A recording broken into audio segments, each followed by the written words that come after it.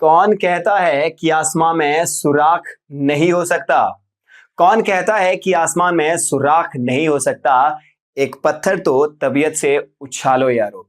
दोस्तों, कहने का मतलब बिल्कुल आसान सा है कि आप जो कुछ भी करना चाहते हैं आप कर सकते हैं। बस उसके लिए थोड़ा मेहनत तबीयत से करना, मतलब मेहनत passion के साथ करना. So, my dear friends, I welcome you here in the next very session of our training program. In this session, we are going to talk about कौन. We are going to learn कौन. और जैसा कि आपने thumbnail में देख भी लिया होगा कि हम साथ ही साथ क्या सीखेंगे, कौन कौन. So, दोस्तों, आज हम बात करने वाले हैं कौन और कौन कौन के बारे में.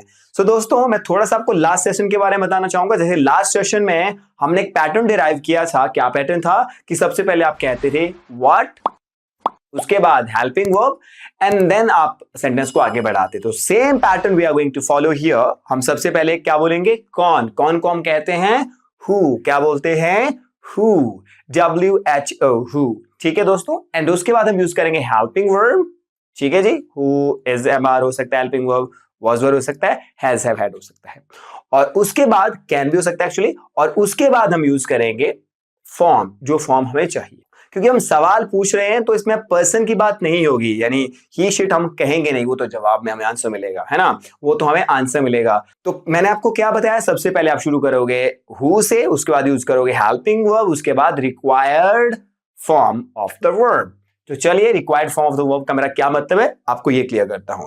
जैसे अगर हमें कॉन्टिन्यूटी की बात करनी होगी, जैसे कि मुझे ये कहना हो, पूछना हो कि कौन आ रहा है, कौन आ रहा है. घर में बहुत सारी तैयारी हो रही है यार. मम्मी पापा आखिर घर में आ कौन रहा है. आपने पूछा मम्मी या डैडी से कि कौन आ रहा है, तो आप सबसे पहले क्या यूज करोगे, हु. कौन के लिए क्या यूज करोगे, हु. उसके बाद क्या यूज करोगे, इज MR, क्योंकि प्रेजेंट मोमेंट में अगर कोई काम चल रहा है तो इज MR. और उसके बाद आ रहा है. आ रहा है मतलब कौन सी फॉर्म, कॉन्टिन्यूटी. कॉन्टिन्यूटी के लिए आप यूज करोगे ING फॉर्म. सो पैटर्न क्या हुआ और सेंटेंस क्या हुआ. पैटर्न हुआ हु के बाद हेल्पिंग वर्ब, उसके बाद रिक्वायर्ड फॉर्म, जो फॉर्म आपको रिक्वायर्ड है.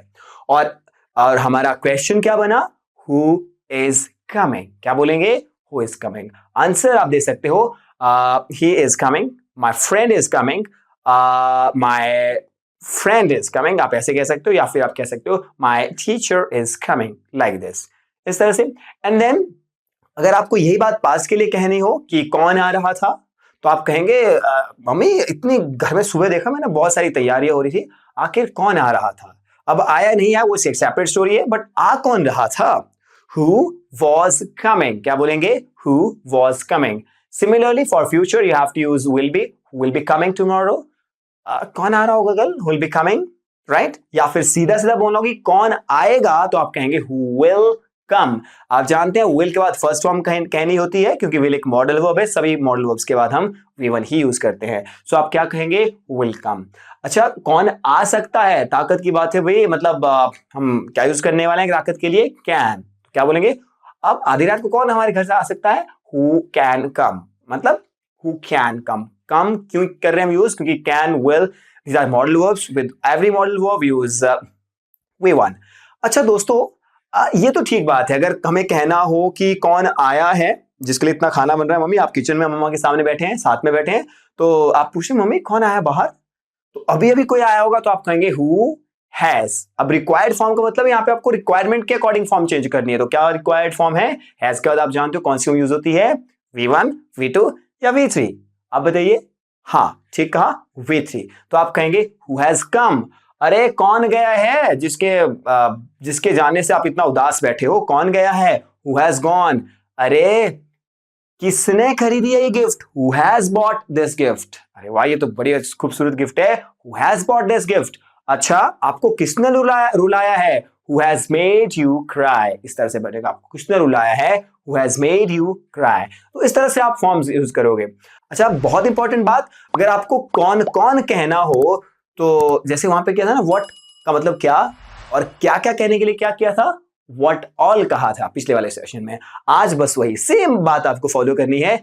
अगर पूछना है कौन तो बोलना हु, अगर पूछना है कौन कौन तो बोलोगे हु ऑल. क्या बोलोगे, हु ऑल. अरे भाई कौन कौन आ रहा है, हु ऑल आर कमिंग. कौन कौन आ रहे थे, हु ऑल वर कमिंग. ज्यादा लोग हैं तो आर और वर का यूज होगा प्रेजेंट और पास्ट के लिए. अच्छा, कौन कौन आ रहा होगा, who all will be coming.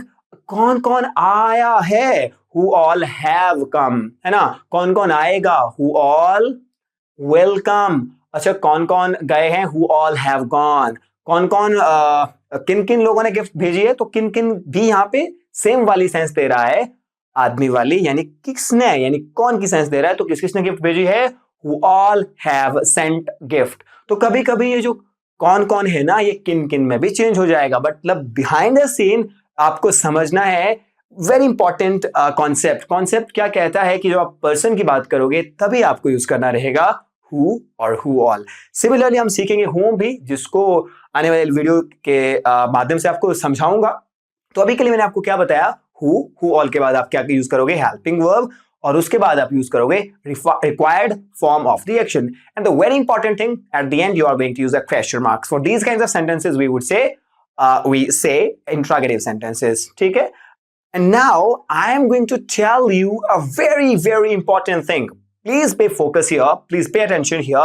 Let's focus more now. दोस्तों, मैंने आपको बताया ना who और who all के बाद आपको लगाना होता है helping verb। लेकिन अभी मैं कह रहा हूं एक कंडीशन में आपको नहीं भी लगाना है। एक कंडीशन में आपको नहीं लगाना है। आपने बिल्कुल सही सुना। कब? जब आप do, does और did का यूज कर रहे होंगे सवाल पूछने के लिए। तो चलो पहले प्रेजेंट की बात करते हैं। कौन आता है, who के बाद आप क्या लगाओगे, जो एक्शन होगा उसमें सीधा सीधा एस या यस। कौन आता है, who comes। अरे कौन जाता है, who goes। कौन लिखता है, who writes। कौन बोलता है, who speaks। कौन डांटता है, who threatens। आपको कह देना आगे, who threatens you। अरे खाना कौन बनाता है, who makes food। अरे टेस्टी खाना कौन बनाता है, who makes very tasty food। who makes delicious food। who makes dangerously delicious food। अरे इंग्लिश कौन पढ़ाता है, who teaches English। ये तो बात हुई एक पर्सन के बारे में, क्योंकि जब एक पर्सन की बात करोगे तो एस और यस लगाना होता है। जैसे मैंने आपको बहुत सारे सेंटेंस बताए, who comes, who goes, who writes, who speaks, like this। अच्छा, क्या हो कि ज्यादा लोगों के बारे में बात करनी हो, है ना, तो क्या यूज करेंगे, तो डू यूज करेंगे। जैसे who all, कौन कौन आते हैं, who all do come होना चाहिए अकॉर्डिंग टू द स्ट्रक्चर। लेकिन do, does, did के बाद डू डज को आप who के साथ यूज नहीं करते हैं ऐसी सिचुएशन में। तो हमेशा ही नहीं करते हैं, मैं ऐसा नहीं कह रहा हूं कि हमेशा नहीं करते हैं, लेकिन इस सिचुएशन में जब आपको कौन कहना होता है तो आप यूज नहीं करते हैं। तो क्या कहना चाहिए, कौन कौन आता है, who all सीधा सीधा कम, who all come। कौन कौन लिखता है, who all write। अरे क्लास में शोर कौन कौन करता है, जरा बताना उनके नाम, पूछता हूं उनको आज। who all make noise in the class। अरे आपको डराता कौन कौन है, who all threaten you। अरे खाना कौन कौन बनाता है, जरा बताना हाथ खड़ा करके, who all make food। अरे इंग्लिश कौन कौन बोलता है, who all speak English। अरे अच्छा कौन कौन लिखता है, who all write well। इस तरह से। तो ये बात हुई प्रेजेंट के लिए। और अब बात करता हूं पास्ट के लिए। पास्ट के लिए लगना क्या चाहिए, according to structure you should use who and who all के बाद आपको क्या यूज करना चाहिए, हेल्पिंग वर्ब, जो कि डिड है ना। सीधी सीधी स्टेटमेंट कहनी चाहिए आपको, who did go, कौन गया। लेकिन ऐसा नहीं होता है, तो आपको कहना क्या है फिर, who के बाद या who all के बाद डायरेक्ट सेकंड फॉर्म यूज करोगे। क्या यूज करोगे, direct second form, because second form is the recognition of the past. मतलब सेकंड फॉर्म का यूज हुई है तो समझ लेना पास्ट की बात हो रही है, तो सीधा पास्ट की फॉर्म यूज करते हैं। अरे भाई कौन गया, who went। कौन आया, who came। अरे अरे अरे पिछले कल किसने खाना बनाया, who made food yesterday। अरे पिछले कल किसने बनाया खाना भाई, क्योंकि बहुत टेस्टी था इसलिए हम पूछ रहे हैं, who made food yesterday। अरे चाय किसने बनाई, who made tea। अरे आपको इंग्लिश किसने सिखाई, who taught you English। अच्छा ये वीडियो किसने बनाई, who made the video। अरे शूट किसने की, who shot the video। अरे आपको इंग्लिश किसने सिखाई, who taught you English। अरे आपको घड़ी किसने गिफ्ट की, अरे who bought या फिर who gifted you this watch। इस तरह से। तो आप समझ गए, प्रेजेंट और पास्ट के लिए who या फिर who all के साथ आप यूज नहीं करोगे do, does और did का।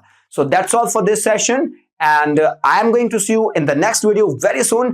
Till then, you please keep practicing.